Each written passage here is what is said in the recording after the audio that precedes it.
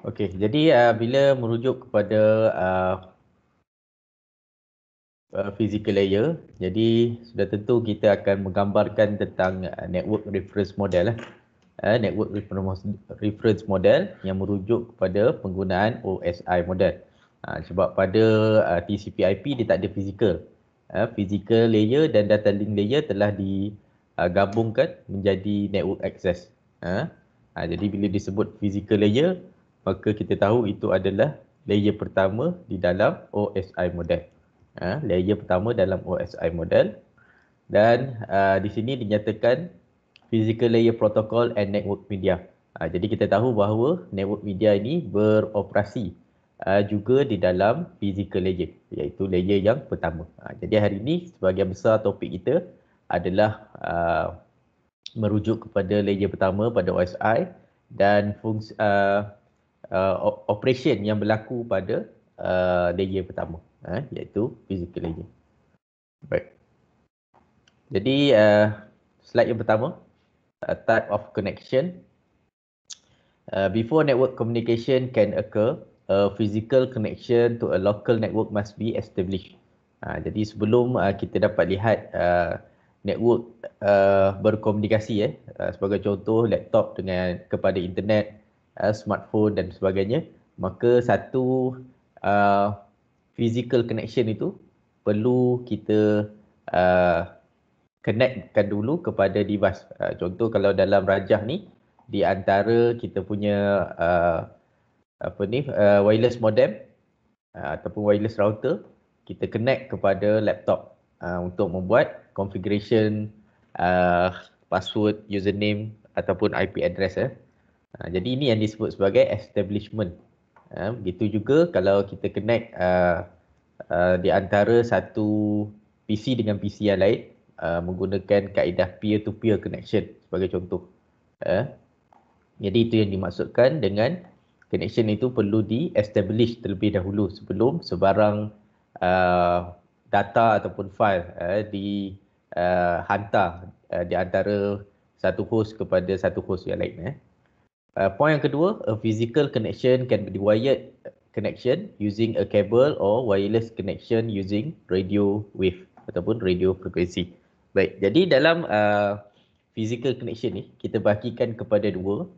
Yang pertama adalah penggunaan wireless, wireless connection. Wireless connection yang mana sebagai contoh kita punya smartphone menghubungi rakan kita di Kuantan sebagai contoh. Jadi connection tersebut berlaku secara wireless menggunakan isyarat radio, radio frekuensi ataupun radio wave. Manakala physical connection yang kedua kita sebut sebagai wired connection. Wired connection memerlukan connection fizikal lah. Sama ada penggunaan copper ataupun fiber optic untuk menghubungkan di antara satu device dengan device yang lain ataupun satu device dengan networking device yang lain.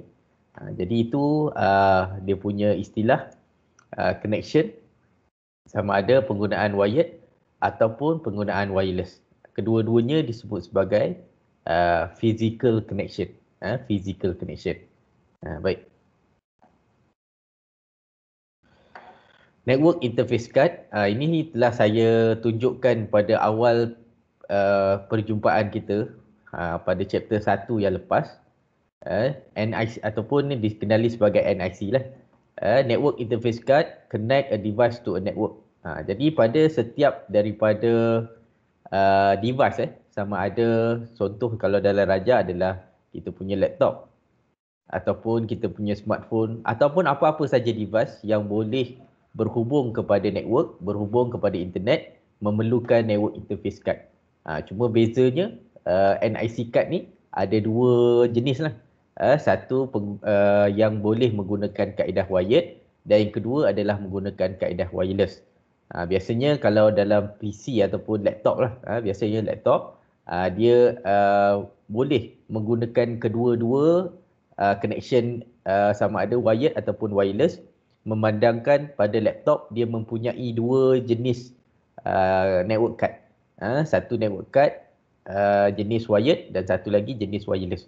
Namun apabila kita lihat pada smartphone sebagai contoh, dia hanya mempunyai satu saja network card yang kita sebut sebagai wireless local area network ataupun WLAN NIC. Jadi bentuknya sebenarnya lebih kecil lah berbanding wired connection.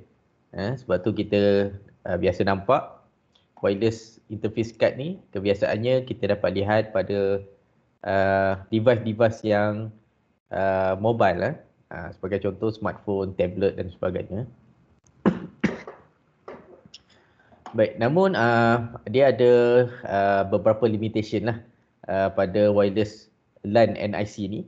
Antaranya kemungkinan dia punya signal tidak stable sama macam kita lihat pada wired connection. Kalau kita lihat jika ada terdapat gangguan terutamanya pada cuaca. Jadi signal ataupun isyarat wireless LAN ini mudah terganggu. Dan jika ada halangan-halangan yang lain, umpamanya konkrit yang memisahkan di antara wireless access point dengan device tersebut, maka itu pun boleh mengganggu isyarat wireless tersebut berbanding penggunaan wired yang mana dia dilihat lebih stable daripada segi penerimaan dan penghantaran data. Namun dia juga ada kekurangan yang mana antara lainnya kos untuk pemasangan dan installation tu mengambil yang pertama masa yang lama dan yang kedua adalah kos yang sedikit tinggi lah. Sebab kalau kita lihat pada rajah, contoh dalam satu kawasan ataupun dalam satu organisasi tersebut mempunyai 30 PC. 10 PC di bahagian aras 1, 10 PC di bahagian 2 dan satu lagi mungkin di aras 3, 10 lagi di aras 3. Jadi jika menggunakan kaedah wired, maka dia akan melibatkan lebih banyak kabel, configuration dan sebagainya lah berbanding penggunaan kaedah wireless. Namun antara kedua-duanya ada kelebihan dan ada juga kekurangan. Dia berdasar network administrator akan menilai sama ada kita akan menggunakan jenis wired ataupun wireless berdasarkan kepada operasi yang dijalankan pada sesebuah organisasi tersebut. Baik.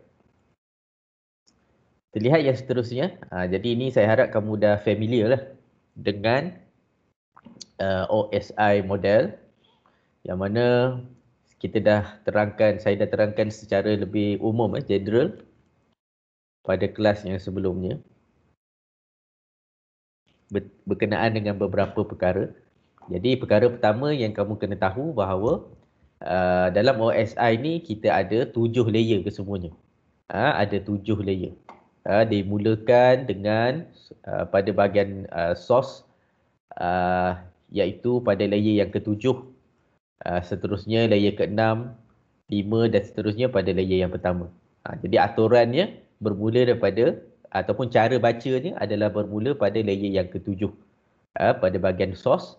Kemudian selepas data tersebut berada pada physical layer dan dia akan di-encodekan kepada bentuk bit. Sebab dalam sistem komputer kita hanya memahami bentuk binary saja, iaitu 1 dan 0. Jadi penghantaran data ataupun bit ni akan melalui network medium kita. Sama ada connection di antara source dan destination tersebut menggunakan kaedah copper, fiber optic ataupun wireless. Jadi network media itu akan berfungsi untuk menghubungkan di antara physical pada bahagian source dan physical pada bahagian destination. Jadi selepas sampai kepada physical destination, data itu akan dibaca daripada layer yang pertama sehingga layer yang ke-7. Tengok dia punya anak panah ni. Daripada source bermula dari layer 7, tapi sampai ke destination dia akan mula pada layer yang pertama. Pada layer pertama dia akan decode semula.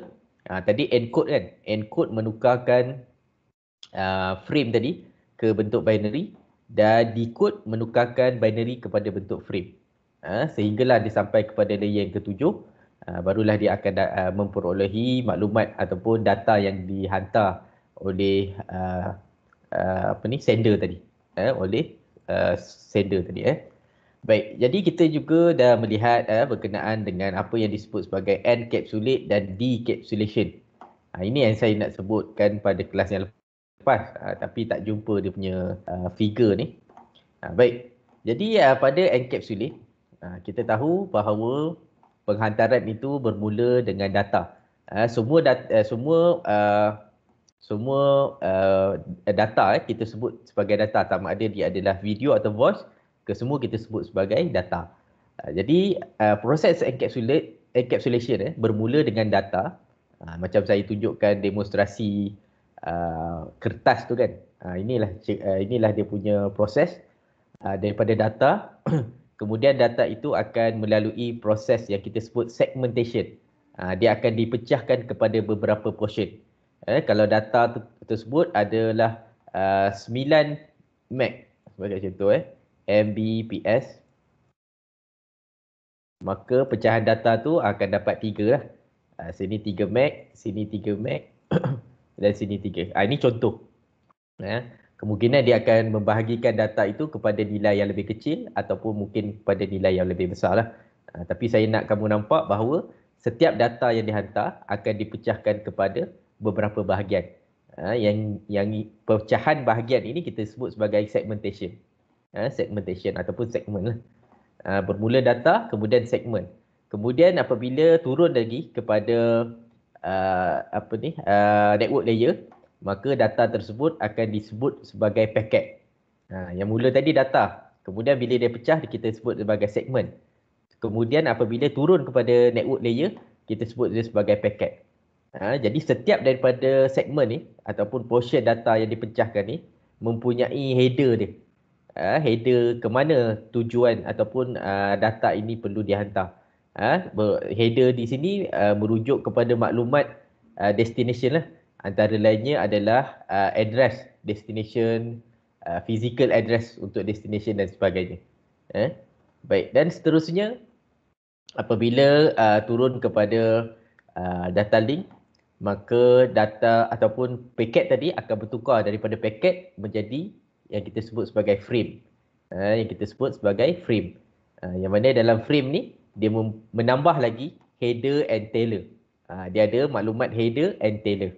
Maklumat di sini menyimpan maklumat bagi penghantaran kepada destination. Kalau tadi pada layer network dia menyimpan maklumat destination and source address, tetapi ni destination and source address, ni header yang sama. Cuma bila sampai ke data link, dia akan tambah satu lagi header dan satu lagi tailor yang merujuk kepada source and destination bagi physical address. Sebab data link ni akan merujuk kepada physical address lah. Physical address tu adalah MAC address. Dua istilah yang sama, physical dan MAC address. Kemudian barulah dia ditukar ke dalam bentuk bit. Jadi bila ada dalam satu soalan berkenaan encapsulation, jadi kita dah tahu bahawa encapsulation ni adalah bermula daripada data, kemudian dia akan dipecahkan kepada beberapa portion yang kita sebut sebagai segmen. Apabila segmen tu dipecahkan, setiap daripada satu portion mempunyai header yang tersendiri. Dan header ini akan menyimpan maklumat address source dan destination bagi membolehkan data ini dihantar kepada bahagian destination lah. Header ni tugas dia memandu data ni untuk sampai kepada lokasi yang tepat. Kemudian bila dah turun lagi sampai data link, dia akan menambah lagi header ni merujuk kepada maklumat MAC address ataupun physical address destination, source dan destination. Sebelum ditukar ke dalam bentuk bit untuk dihantar kepada recipient tadilah. Jadi kena ingat data, segmen, paket, frame sebelum ditukar dalam bentuk bit. Baik, itu encapsulation. Apabila sampai kepada physical layer pada bahagian destination, data tersebut akan melalui proses decapsulation. Bila sampai physical, bila sampai fizikal dia akan decode semula data ni, kemudian sampai data link layer, dia akan menggugurkan maklumat yang ada pada data link layer tadi. Sebab dah sampai kan, dah sampai data link, jadi dia akan gugurkan maklumat header and tailor yang menyimpan maklumat source and destination bagi physical address. Jadi yang tinggal hanyalah header dan data yang akan dibawa kepada layer yang seterusnya, iaitu network layer. Sampai network layer, sekali lagi dia akan gugurkan header tadi untuk mendapat hanya maklumat data tadi, data yang dihantar dia, data tersebut. Namun data tersebut akan di-reassemble semula, memandangkan terdapat pecahan data ataupun segmen yang kemungkinan akan sampai terlebih dahulu. Contohnya ni A kan, B dan C. Kemungkinan data segmentation C yang akan sampai dulu. Jadi dia akan reassemble semula, rearrange semula supaya data tersebut mengikut susunan yang asal. Dan akhir sekali dia akan ataupun recipient tadi akan mendapat data yang asal lah, iaitu data yang dicantumkan selepas proses segmentation. Jadi inilah yang disebut sebagai encapsulate dan decapsulation, melalui proses yang ada pada OSI model lah. Tapi sebenarnya fungsinya juga sama seperti yang kita dapat lihat pada penggunaan TCP/IP nanti. Baik. Sampai situ ada soalan daripada pelajar? Faham Boleh respon sikit?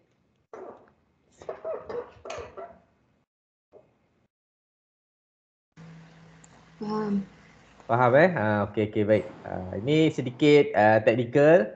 Jadi kalau tak ada kalau ada soalan boleh cepat-cepat tanya sebelum kita pergi pada slide yang berikutnya. Baik, ini prosesnya. Jadi kat sini kita dah tahu bagaimana data itu dihantar melalui proses encapsulation dan decapsulation. Encapsulation berada pada bahagian source ni ataupun sender, dan decapsulation adalah berada pada bahagian recipient ataupun destination tadi. Bagaimana flow data itu daripada 7 kepada 1 dan daripada 1 kepada 7. Jadi sebenarnya kamu kena hafal setiap daripada layer ni. 7 apa, 6 apa, 5 dan sebagainya, mengikut susunan yang betul. Dan juga kena hafal apa yang berlaku pada proses encapsulate dan decapsulation. Bermula daripada data, apa yang berlaku pada segmentation, dan bagaimana paket pada bahagian network ni dan yang kita sebut sebagai frame sebelum ditukar kepada bentuk bit. Dan pada bahagian fizikal ni, dia akan melalui proses encode dan decode tadilah. Encode dan decode. Baik. Okey, kita lihat slide yang berikutnya. Baik, slide yang berikutnya merujuk kepada purpose of physical layer. Physical layer media lah. Jadi seperti yang kita sedia maklum, yang telah saya maklumkan sebelum ni, network media kita terbahagi kepada 3 jenis. Rasanya mungkin ada pelajar yang boleh kongsi dengan kita apakah 3 jenis network media yang ada di dalam rangkaian. Boleh share?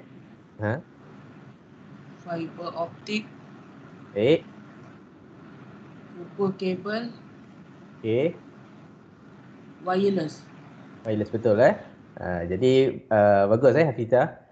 Baik, dalam network media kita bagi kepada 3 kabel kesemuanya. Yang pertama itu adalah yang kita sebut sebagai copper. Cuma dalam copper ni kita ada beberapa jenis lah yang kita akan lihat pada topik yang seterusnya. Dalam copper cable ada beberapa jenis dan saya juga dah nyatakan lah antaranya STP, UTP dan coaxial cable. Dan copper ni apabila kita menggunakan kabel jenis copper, maka ia akan membawa isyarat electrical signal. Electrical signal tu adalah dalam bentuk macam inilah electrical signal. Sebenarnya kita boleh ukur electrical signal ni apabila kita menggunakan osiloskop. Osiloskop satu device lah yang digunakan untuk melihat ataupun mengukur signal yang ada pada sesetengah kabel lah. Selain daripada itu, kita juga berupaya menggunakan fiber optic cable yang mana ianya akan menggunakan isyarat daripada cahaya lah. Sebab penghantarannya menggunakan cahaya. Kemudian kita juga ada wireless network ataupun wireless cable. Kita tak bagi kabel, wireless lah, wireless saja. Yang mana wireless ni akan menghantar dalam bentuk microwave signal. Microwave signal. Kalau kat dalam derajah ni dia ada menunjukkan bahawa dia ada AM dan FM. Biasanya AM, FM ni kita akan dapat lihat pada radio frekuensinya. Jadi radio kita pada hari ni kebanyakan menggunakan FM berbanding AM. Dan kita juga ada digital signal. Jika kita dah lihat pada kelas semester 1 yang lepas berkenaan dengan binary ataupun topik untuk subjek computer application kalau tak salah saya, yang ada graf macam ni kosong, kalau atas ni 1, ini kosong, 1, 1. Itu adalah kita sebut sebagai digital signal. Digital signal. Baik, ini adalah signal ataupun isyarat yang dikeluarkan oleh network media kita. Bergantung pada apakah media yang kita gunakan. Sama ada copper yang menggunakan electrical signal, fiber optic yang menggunakan light, dan ataupun wireless yang menggunakan microwave signal ataupun radio frekuensi untuk penghantaran data lah. Baik. Physical layer standard. Baik.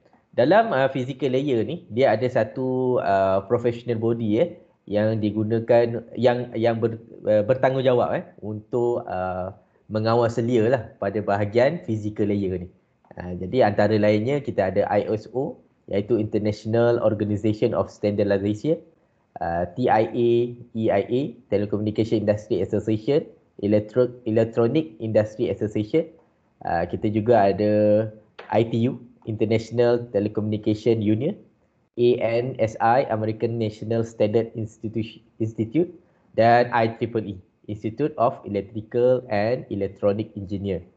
Jadi beberapa professional body ni bertanggungjawab lah untuk maintain ataupun untuk menambah baik standard yang berada pada physical layer. The physical layer standard are implemented in hardware and governed by organization which is include ISO dan sebagainya lah. Baik. Ini sebagai kita kata pendedahan je lah. Mungkin nanti ada soalan. Jadi physical layer ni selia ataupun takbir oleh beberapa professional body. Baik. Okey, sebenarnya dalam kelas kita pada hari ini kita ada practical yang mana kita nak buat cabling, copper cabling. Mungkin pelajar-pelajar yang dah ambil sebelum ni mungkin dah pernah buat cabling. Tapi memandangkan kita punya kelas adalah secara online, maka kita akan mungkin menggunakan kaedah yang sedikit berbeza untuk buat cabling ni. Jadi saya skip dulu untuk proses ni. Mungkin kita akan lihat pada kelas yang akan datang lah. Baik, function pada physical layer seperti yang saya dah maklumkan sebelum ni, kita ada menggunakan proses encode dan decode. Maksud encode ni adalah untuk mengubah data ataupun frame tadi kepada bentuk bit. Kepada bentuk bit. Bila bit tu maksudnya kita tahulah dia dalam bentuk binary iaitu 0 dan 1. 0 dan 1. Kemudian kita ada signaling method, which is method of representing the bit. Method yang digunakan untuk menunjukkan bits itu, menunjukkan binary number tadilah 0 ataupun 1. Physical layer standard must define what type of signal represent, which is kalau 1, and type of the signal represent is 0. Apa maksud 1 ataupun apa maksud 0 dalam bit tadi. Dia kata kalau long plus might represent a 1. Kalau short maksudnya dia akan represent 0. Jadi kita dapat lihat dalam digital signal lah penggunaan bit 0 dan 1 tadi. sama ada dia long ataupun short. Kalau long menggunakan 1, manakala kalau short dia akan menggunakan bit kosong lah, bit 0. Manakala yang ketiga kita dapat lihat modulation is the process by which the characteristic of one wave, contohnya signal, modified another wave. Contoh kalau kita lihat dalam rajah frequency modulation ataupun FM. FM yang kita guna pada radio adalah gabungan di antara carrier signal. Carrier signal tu biasanya daripada sender lah, dan modulating wave. Gabungan di antara keduanya akan membentuk FM signal. Itu yang dimaksudkan sebagai modulation. Adalah satu proses modified another wave. Modified the carrier lah. Carrier signal ni untuk kita dapatkan FM signal. FM signal. Baik. Jadi saya harap kamu faham berkenaan proses encode dan apa yang dimaksudkan sebagai bit kosong dan bit 1. Bit kosong adalah short dan bit 1 adalah long. Dan bagaimana proses untuk kita dapatkan FM tu berlaku melalui kaedah modulation yang menggunakan proses modified the carrier wave. Modified ni carrier wave kan. Jadi dia akan ada satu modulating wave. Jadi dia gabungkan keduanya membentuk satu signal yang baru, iaitu FM. Kalau kat bawah ni pun sama, menggunakan AM. AM. Okey, seterusnya kita ada apa yang disebut sebagai bandwidth. Saya pasti kebanyakan pelajar pernah mendengar apa yang kita sebut sebagai bandwidth. Bandwidth ni adalah capacity of a medium to carry data. Jadi contohlah kalau kita subscribe internet daripada TM, contohnya Unify. Unify yang paling rendah kita ada 30 Mbps lah. 30 Mbps. Megabit per second. Jadi 30 Mbps ni kita boleh nyatakan ia sebagai bandwidth. Bandwidth. Digital bandwidth measure the amount of data that can flow from one place to another in a given amount of time. Baik, jadi inilah data yang digunakan untuk menghantar maklumat kita ataupun menerima maklumat daripada source kepada destination tadi.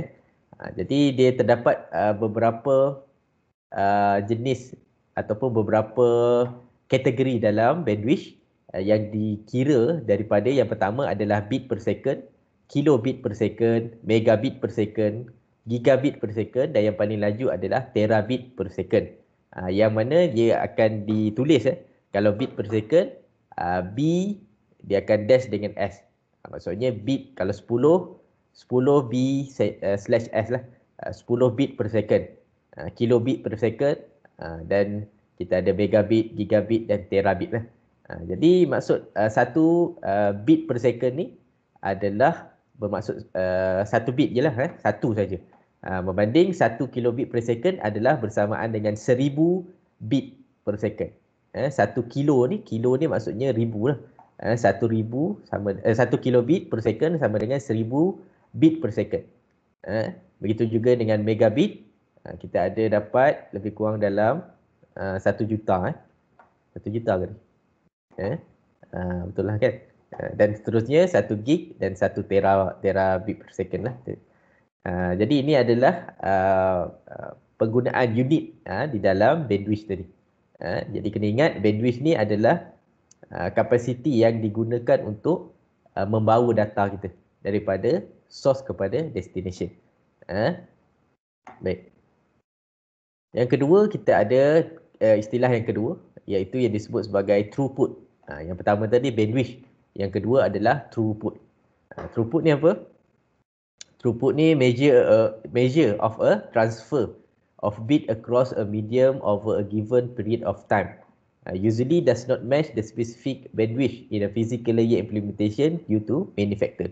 Baik, jadi kalau dalam bandwidth tadi kita subscribe 30 Mbps. Mbps kan.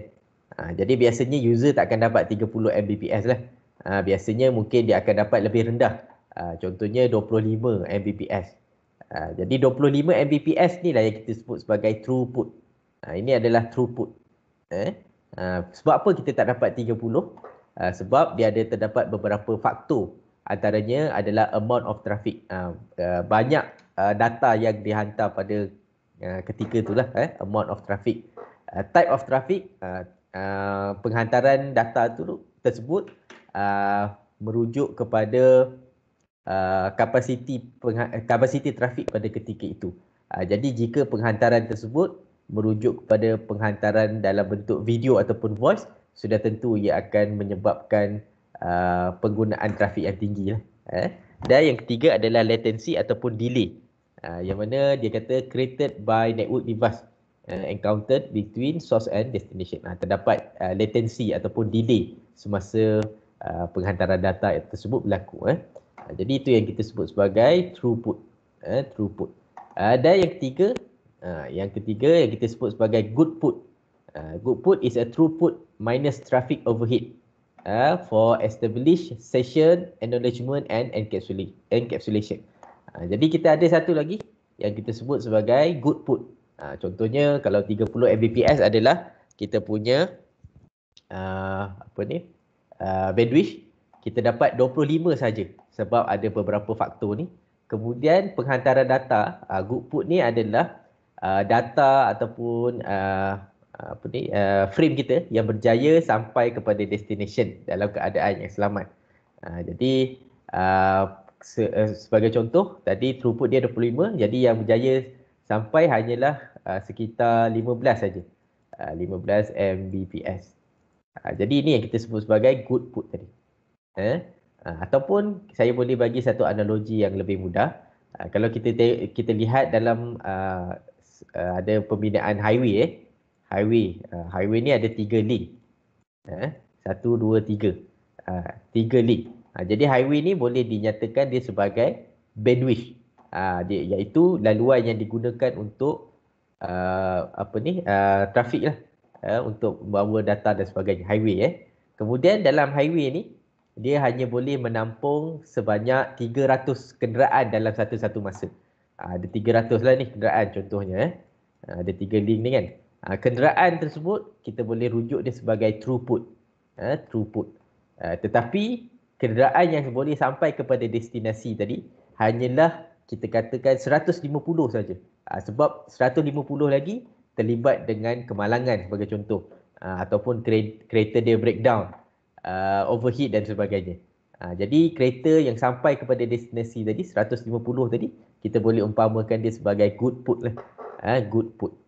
Baik, faham di antara bandwidth, throughput dan goodput. Bandwidth, throughput dan goodput. Bandwidth, throughput dan goodput. Baik. Okey, ada soalan setakat tu? Dari pelajar-pelajar. Kushairi tak ada kelas hari ni? Hari ni kelas tangguh. Tu saya masuk kelas ni. Okey, baik. Okey. Baik, jadi kita teruskan pada slide yang berikutnya. Jadi kalau ada soalan boleh bertanya terus. Boleh gunakan chatting punya ruang chatting juga Baik, type of physical media, which is the figure show the different type of interface and port available on 1941 router. Baik, ini adalah gambaran pada router, belakang router. Kalau kita nak tahu perbezaan antara router dan switch, router port dia di bahagian belakang, manakala switch adalah portnya di bahagian depan device tersebut. Baik, ini adalah router model 1941. Baik, di belakang ni ada beberapa physical port lah. Physical ataupun kita sebut sebagai interface port. Jadi yang pertama yang di kotak pertama ni, ini adalah fast internet switch port. Fast internet port lah. Jadi kita boleh connectkan kabel terus kepada mana-mana port yang ada. Jadi dia akan dilabelkan dengan FA01, FA02, FA03 dan sebagainya. FA tu merujuk kepada fast internet. Fast internet tu merujuk kepada speed bagi satu port ni, iaitu 100 Mbps. 100 Mbps untuk satu. Kita juga ada kalau switch ataupun router jenis baru, kita ada jenis gigabit. Gigabit tu boleh membawa 1 gig lah, satu port ni. Kapasiti perhantaran data. Untuk device-device sama ada switch atau router, kebanyakan yang baru akan menggunakan gigabit interface. Gigabit. Jadi gigabit maksudnya satu port ni berupaya untuk support sehingga 1 gigabit per second penghantaran data. Untuk fast internet menggunakan 100 Mbps. Baik. Kemudian kita ada beberapa port lain. Antaranya kalau kat sini management port ni merujuk kepada console connection lah. Console port. Baik. Dan kita ada USB dan gigabit. Yang ni contoh gigabit interface. Sekejap sebenarnya saya nak tunjukkan satu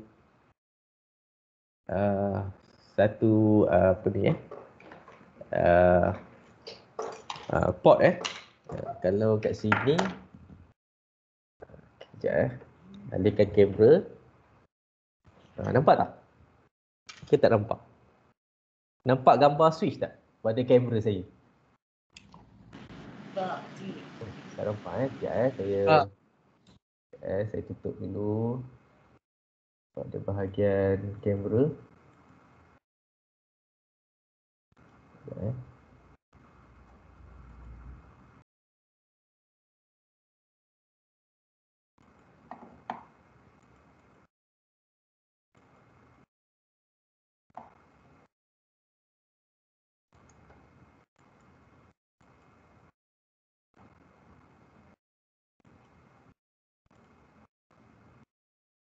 Okey, nampak Okey. Okey, boleh nampak ke? Nampak tak gambar switch pada kamera? Tak keluar lagi gambar. Oh, tak keluar lagi Saya just edit sekejap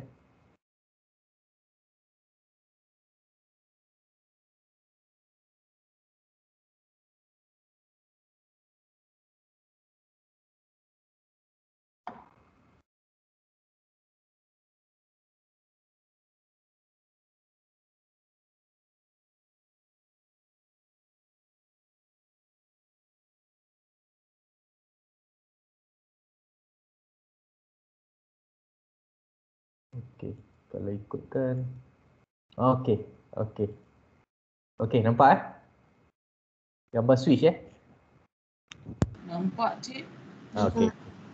Okey, ini adalah switch. Cuma saya nak tunjukkan konsol lah. Ini adalah konsol port lah. Kalau dalam slide tadi gambar apa ni, router Ini switch.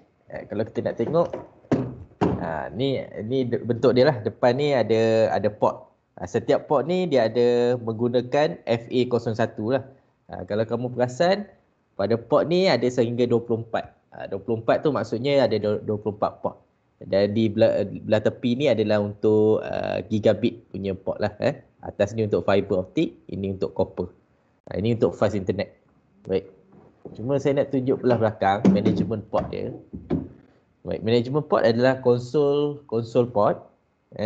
Contoh saya ada satu konsol kabel konsol kabel ni adalah daripada USB kepada device lah. Ini port depan dia adalah menggunakan RJ dan port di belakang, interface belakang menggunakan USB. Jadi apa yang saya akan buat, saya akan connectkan konsol ni, port dia ni. Port ni terus kepada USB pada bahagian belakang ni lah pada bahagian belakang tu nampak kan macam tu lah belakang baik. Jadi melalui sini kita boleh buat configuration lah pada switch tersebut macam kita buat dalam packet tracer. Okey.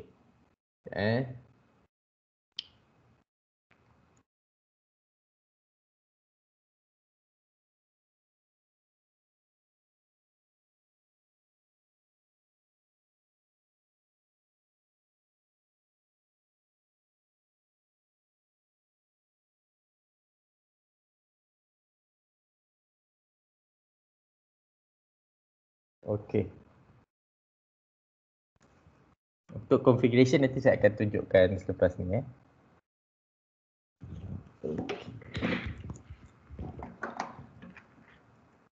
Saya share semula slide tadi. Okey.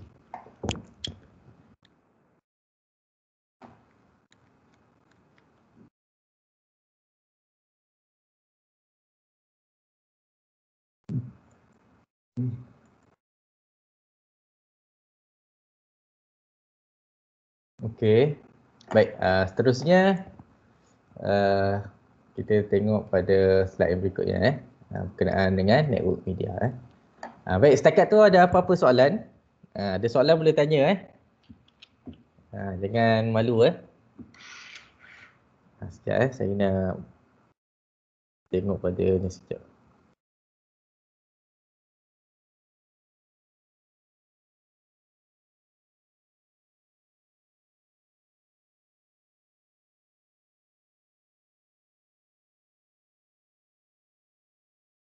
Okey. Characteristic of copper media. Jadi copper media ni seperti yang saya dah maklumkan tadi, boleh digunakan oleh beberapa jenis kabel lah. Antaranya coaxial cable. Kita juga ada UTP dan STP. Jadi poin pertama dia kata transmit on a copper as a electrical plus. Jadi kita tahu bahawa penggunaan copper ni akan menghantar isyarat dalam bentuk elektrikal dalam bentuk elektrikal.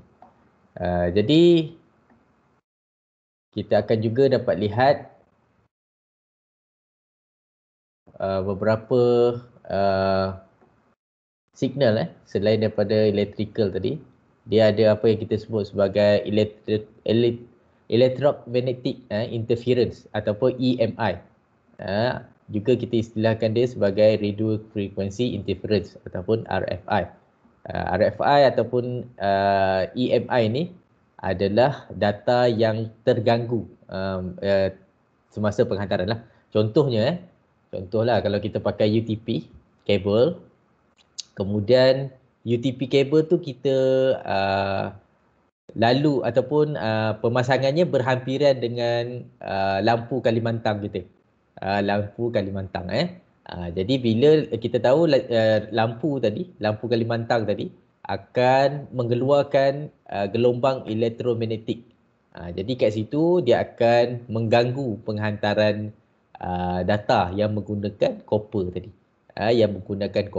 Jadi kalau kita lihat pada rajah poor digital signal, gambar dia begini.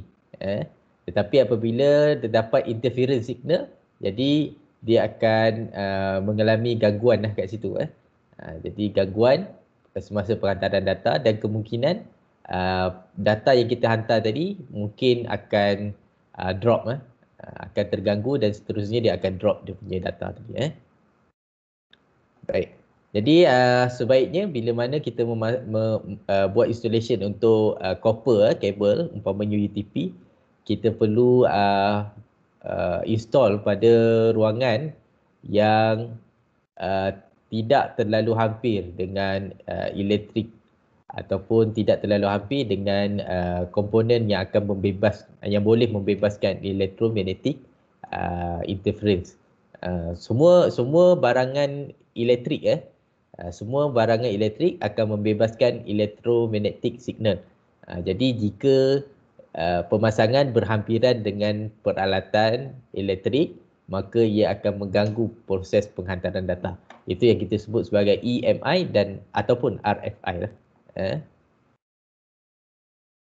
Baik, kita juga ada yang kita sebut sebagai crosstalk. Satu gangguan penghantaran data semasa penghantaran tadilah. Baik. Ada soalan setakat tu? Baik, crosstalk ni kebiasaannya dia berlaku apabila pemasangan kabel copper tersebut tidak mengikut standard yang tepat lah. Standard yang tepat. Jadi kalau kamu biasa melihat pemasangan kabel sama ada UTP ataupun coaxial, dia terdapat kod terlebih dahulu UTP lah, kod color yang merujuk sama ada kita nak buat crossover kabel ataupun straight through kabel. Jadi pemasangan kabel kod yang salah akan mengakibatkan kabel tersebut dia akan jadi crosstalk lah, crosstalk. Jadi solution dia, kita kena buang kabel, salah satu kabel di bahagian hujung tu, copper tersebut, kemudian kita create untuk kabel yang baru. Baik. Ini adalah three main type of copper media used in networking. Yang pertama adalah UTP, STP dan kita ada coaxial cable. Baik, UTP ni dan STP ni adalah dua kabel yang sama. Cuma perbezaan kat sini, STP ni nama dia shielded. Dia ada lapisan warna hijau ni. Kadang-kadang dia warna hijau, kadang-kadang dia akan warna chrome. Depend lah. Tetapi dia ada lapisan ini. Kenapa lapisan ni ada? Sebab yang pertama adalah untuk menghalang EMI tadi, electromagnetic interference tadi, daripada mengganggu syarat ataupun signal semasa penghantaran data di antara source dengan destination tadi. Jadi kebanyakan pada lab kita, lab-lab di JTMK, kebanyakan menggunakan UTP, unshielded twisted pair, berbanding STP, kerana STP ni dia memang bagus, cuma harga dia lebih mahal lah berbanding UTP. Dan kita ada coaxial cable. Coaxial ni berbeza dengan kedua jenis copper yang berada di atas ni. Coaxial ni pada bahagian depan dia ada satu saja copper dan dibaluti dengan copper lain di bahagian luar dia. Yang ni dia ada macam lilin sikit untuk melindungi bahagian copper yang di luar dia. Baik, ini copper ni biasanya kita guna pada broadcast punya siaran televisyen lah. Biasanya Astro ataupun siaran TV yang biasa pun menggunakan coaxial cable. Depan ni kamu boleh tengok belakang dekoder Astro, buka antena dia, kabel dia menggunakan buka dia punya kabel tu dia punya connection menggunakan coaxial cable, menggunakan coaxial cable. Tapi dia ada connector lah depan ni, dia tak adalah kosong macam ni, dia ada connector depan ni. Baik, kalau dulu sebelum kita ada UTP ni, kita menggunakan coaxial cable pada PC, pada komputer untuk berhubung pada internet. Jadi penggunaan coaxial ni biasanya akan menggunakan topologi sistem bus. Kalau pernah dengar lah sistem bus, kita ada banyak topologi, ring ada, star, bus dan sebagainya. Kalau untuk coaxial ni kebiasaannya kita akan menggunakan topologi jenis bus, jenis bus. Tapi sekarang ni dah tak ada lah. Network card kita, NIC kita dah melalui pelbagai evolusi. Sekarang ni kebanyakannya menggunakan UTP. Yang UTP pun ada beberapa kategori. Baik. Kita ada unshielded twisted pair, which is UTP cabling is the most common networking media. Jadi dia menggunakan RJ45 connector. RJ45 tu yang bahagian depan tadilah. Macam saya tunjuk kabel tadi. Bahagian depan tu yang kita sebut sebagai connector ni, RJ45. RJ45. Kemudian ni RJ45 Kalau nampak lah ni yang depan ni RJ45. Dia punya connector lah. Right, used to interconnecting network host with networking device such as a switch. Digunakan untuk menghubungkan di antara device tadi dengan networking device ataupun satu PC dengan PC yang lain lah. Kenapa dia nak berhubung? Antara lainnya untuk penghantaran data lah. Consists of 4 pair of color code. Dia ada pair dia. Contoh kalau kamu dapat lihat kat sini, dia ada orange, hijau, biru dan coklat ni, brown. Tetapi pada salah code color ni, dalam orange ni dia ada dua pula. Satu orange saja, satu putih orange. Ni oren, ni putih oren. Putih oren. Maksudnya dia bercampur lah putih dengan oren. Sama juga macam ni, hijau dan putih hijau, biru putih biru, coklat putih coklat. Dia ada code color ni. Jadi dia kata kenapa dia panggil twisted pair? Sebab setiap daripada code color ni dia ditwistkan. Dia dipintalkan antara satu sama lain. Color code aid in cable termination. Jadi kita perlu menggunakan color code yang tepat untuk mendapatkan kabel yang kita perlukan lah, sama ada straight through cable ataupun crossover cable. Baik, dalam struktur physical cable ni kita ada beberapa lagi perkara kita dapat lihat. Yang pertama adalah dia kata outer jacket. Jacket ni dalam bentuk getah lah. Biasa outer jacket ni ada dalam warna putih, warna biru. Kalau kat makmal kita, MKR dan sebagainya, kita menggunakan warna biru. Warna biru. Pelajar-pelajar semua pernah tengok ke UTP cable? Pernah tengok UTP cable? Pernah. Nah, ada yang tak pernah tak? Semua pernah tengok ke ada yang tak pernah tengok? Tak pernah. Tak pernah. Kejap saya cuba masuk dalam ni.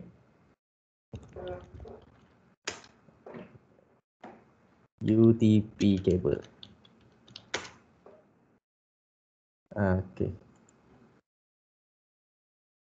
Okey, sekejap saya sharekan dulu.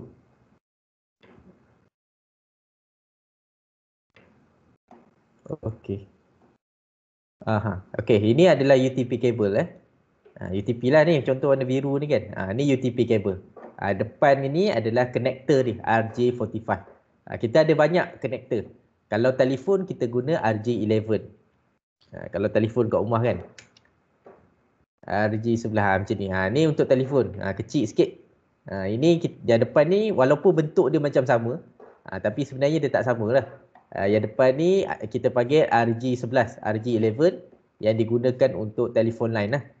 Manakala kita dapat lihat perbezaan kat sini di antara RJ11 dengan RJ45.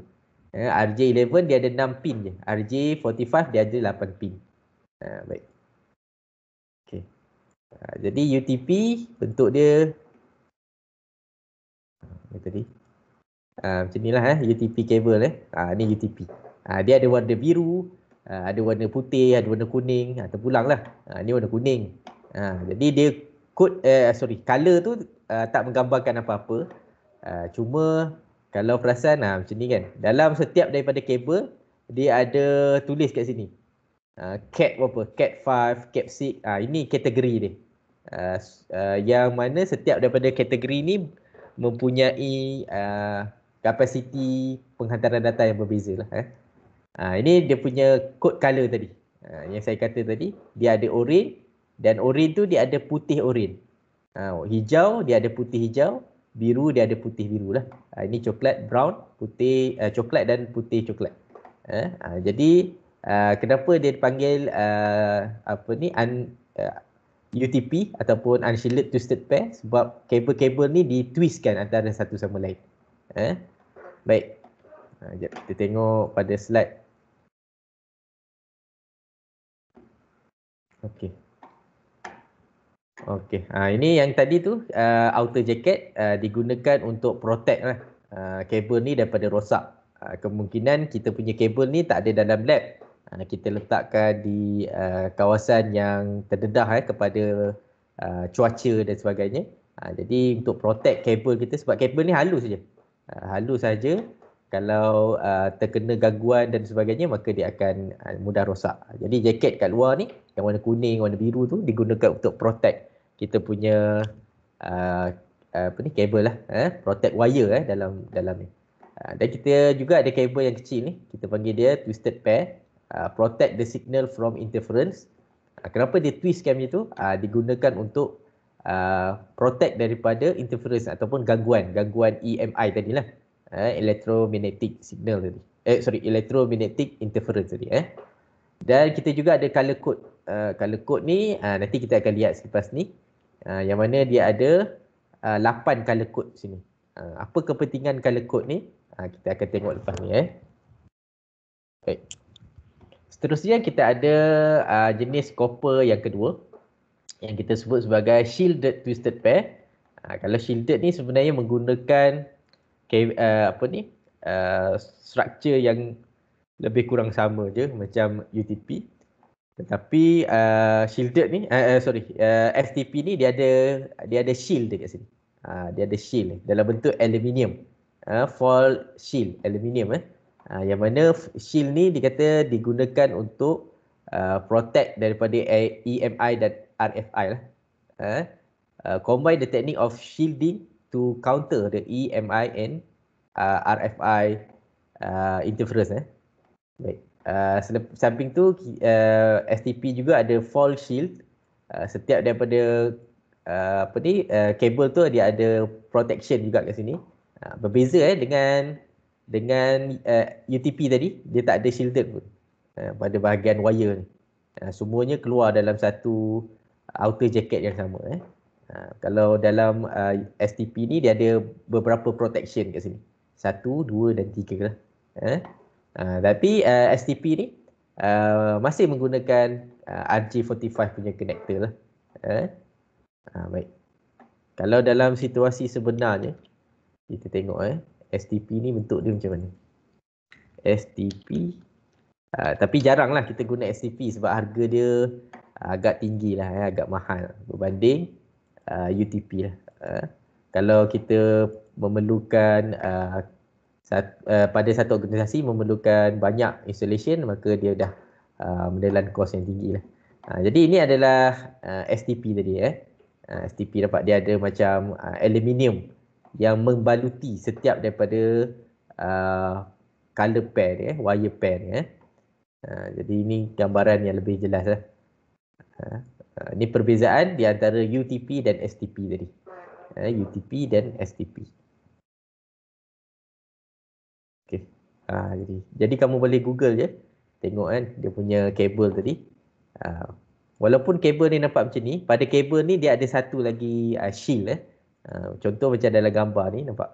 Kabel untuk STP ni dia ada shield kat sini. Bahagian belakang ni. Sebelum dia keluar lah. Ni UTP. Pada bahagian yang satu lagi tu. Ni mungkin lebih jelas sikit lah. Dia ada shield kat sini. Okay, baik.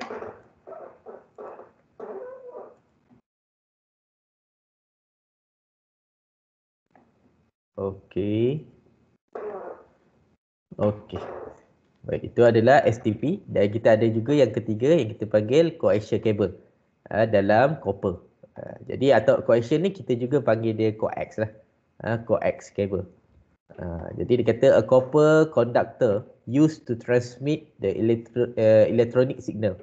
Digunakan untuk transmit electronic signal. Sama macam kabel UTP dan STP tadi. Tapi struktur dia adalah sedikit berbeza. Yang mana coaxial cable ni dia tak ada wire kat situ. Semuanya hanya bergantung kepada satu copper yang kita sebut sebagai copper conductor tadi. Kemudian copper conductor ni disaluti pula dengan plastik tadi. Dan dia ada copper shielding sebelum dia ada outer jacket. Kalau nak bandingkan coax dengan UTP, maka coax ni sebenarnya harga cost dia lebih tinggi lah. Lebih mahal sikit berbanding dengan UTP tadi.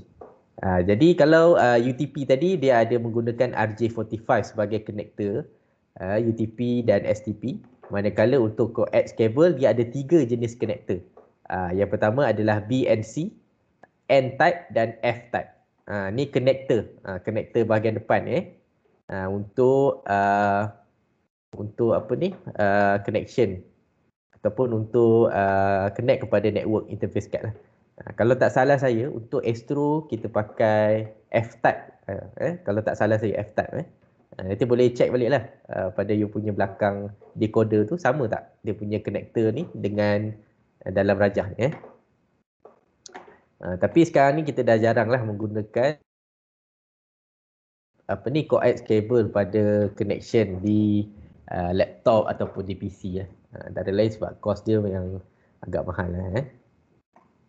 Tapi sebenarnya walaupun mahal, dia sebenarnya dia boleh menghalang interference terutama daripada EMI tersebut lah, daripada mengganggu proses penghantaran data. Jadi kita lihat contoh coax kabel yang sebenar. Kabel. Okey.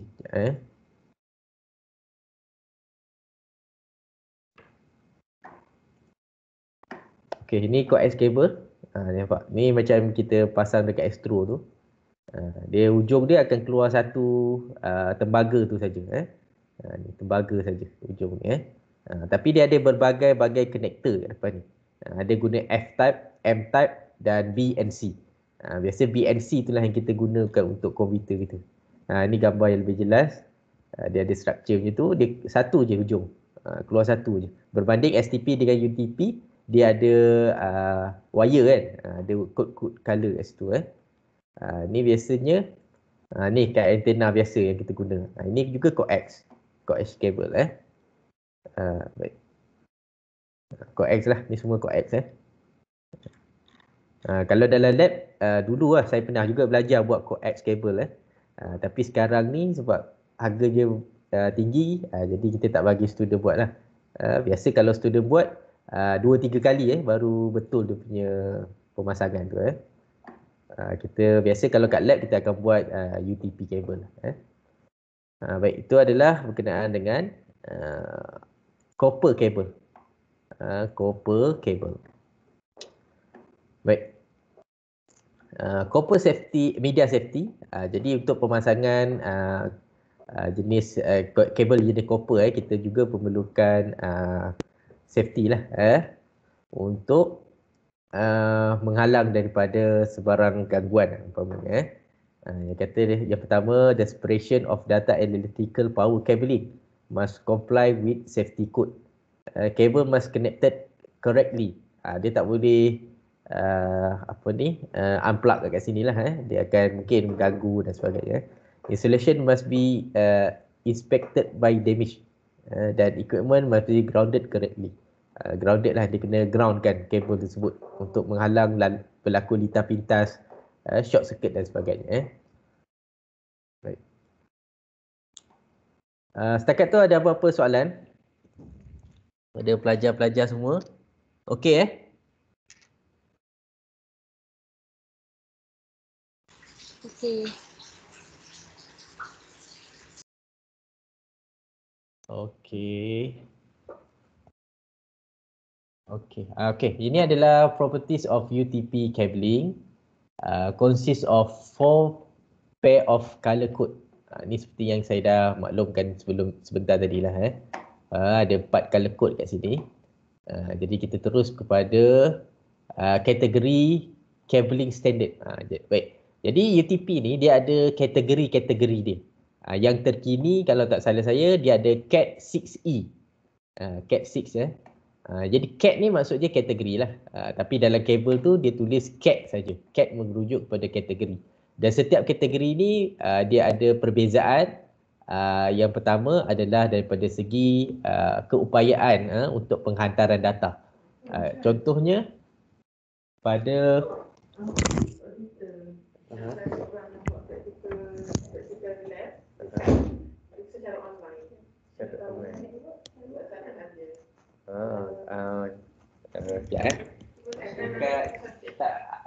semalam Kak Diana ada buat. Dia buat kabel tu. Tapi guna simulation. Kalau saya buat dia, tapi saya pakai packet tracer.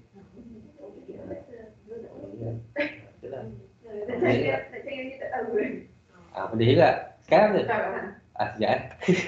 Dah habis. Boleh tak sekarang? Boleh. Nak bawa dia ke? Nak bawa contoh dia ke? Okey, kejap lagi.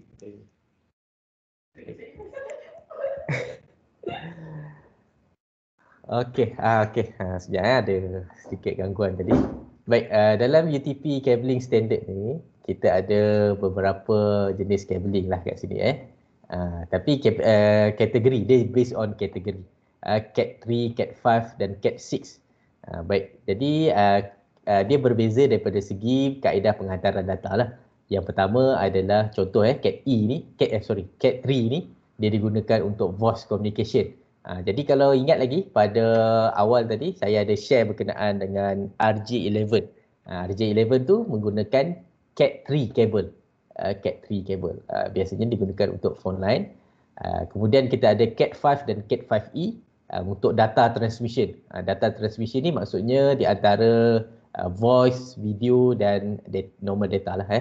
Kemudian Cat 5e ni berupaya untuk menampung sehingga 1 gig iaitu 1000 megabit per second. Tetapi dia kata not recommended lah. Namun untuk Cat 5e dia boleh support sehingga 1 gig ataupun 1000 megabit per second. Minimum adalah 100 Mbps. Dan kita ada yang antara yang paling latest sekali lah Cat 6.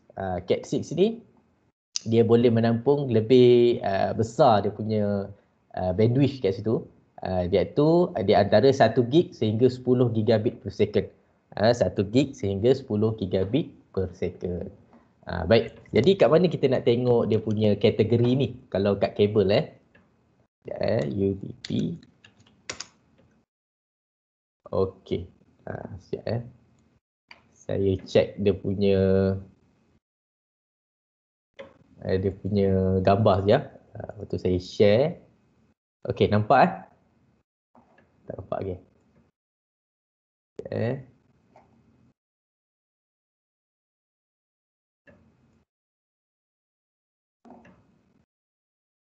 Okey.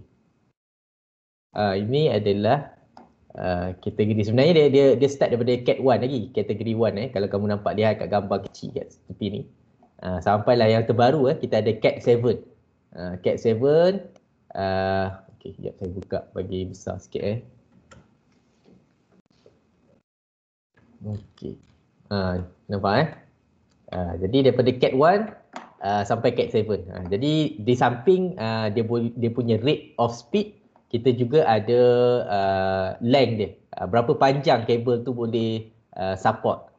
Contoh kalau Cat 6 dia boleh menampung sehingga 55 meter.